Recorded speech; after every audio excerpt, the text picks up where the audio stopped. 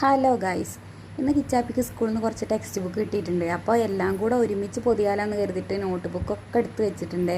അപ്പോൾ കണ്ണേട്ടൻ വന്ന് വൈകുന്നേരം കുളിയൊക്കെ കഴിഞ്ഞിട്ട് കണ്ണേട്ടനാണ് ഇന്ന് വിളക്കൊക്കെ വെക്കുന്നത്. എന്നും കണ്ണേട്ടൻ തന്നെയാണ് കേട്ടോ വയ്ക്കാറ്.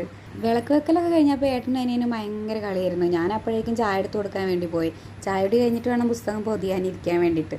പൊതിയാനായിട്ട് ബുക്കൊക്കെ അവിടെ കൊടുന്ന് വെച്ചപ്പോൾ അതാ കണ്ണേട്ടൻ ആ ബുക്കൊക്കെ എടുത്ത് മണത്ത് നോക്കുന്നു. പുതിയ ബുക്കിൻ്റെ മണം നല്ല എന്താ പറയുക, തിന്നാൻ തോന്നുന്ന പോലെയല്ലേ. അപ്പോൾ ഞങ്ങൾ പൊതിയലൊക്കെ തുടങ്ങി. ഞാൻ ആകെ ഒരു ബുക്കേ പൊതിഞ്ഞിട്ടുള്ളൂ കേട്ടോ. ബാക്കിയൊക്കെ കണ്ണേട്ടനാണ് പൊതിയണത്. കണ്ണേട്ടൻ തന്നെയാണ് എല്ലാ പ്രാവശ്യവും ബുക്കുകൾ പൊതിയാറുള്ളത്. എനിക്കൊരു നെയിം സ്ലിപ്പ് ഒട്ടിക്കാൻ മാത്രമേ ഉണ്ടാവുള്ളൂ.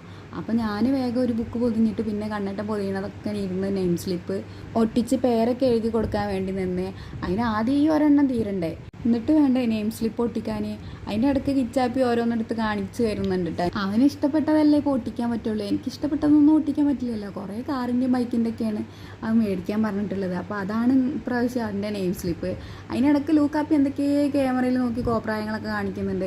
ഞാൻ ഇത്രയും ആത്മാർത്ഥതയോടെ ഇരുന്ന് എഴുതണുണ്ട് വിചാരിക്കും ഞാൻ എക്സാം എഴുതണമെന്ന്. പക്ഷേ അല്ല, നെയിം സ്ലിപ്പാണ്. തെറ്റിക്കഴിഞ്ഞാൽ ചിലപ്പോൾ നമുക്ക് അറിയാൻ സാധ്യത ഉണ്ട്. അതാണ് ഞാൻ നല്ലപോലെ വൃത്തിക്ക് എഴുതി കൊടുക്കാൻ നോക്കുന്നത്. ലൂക്കാപ്പിയാണെങ്കിൽ കസാരയിൽ കയറി മറഞ്ഞുകൊണ്ടിരിക്കുകയാണ്. അപ്പോൾ അതിൻ്റെ ഒരു ടെൻഷനിലാണ് ഞാനിതൊക്കെ ചെയ്യുന്നിട്ടാ. നിങ്ങളെ പുസ്തകം പൊതിയലൊക്കെ കഴിഞ്ഞോ? ഞങ്ങൾ എന്തായാലും ഇനി പുസ്തകമൊക്കെ പൊതിയട്ടെ. അപ്പോൾ ഇനി അടുത്ത വീഡിയോയിൽ കാണാം. Okay, bye.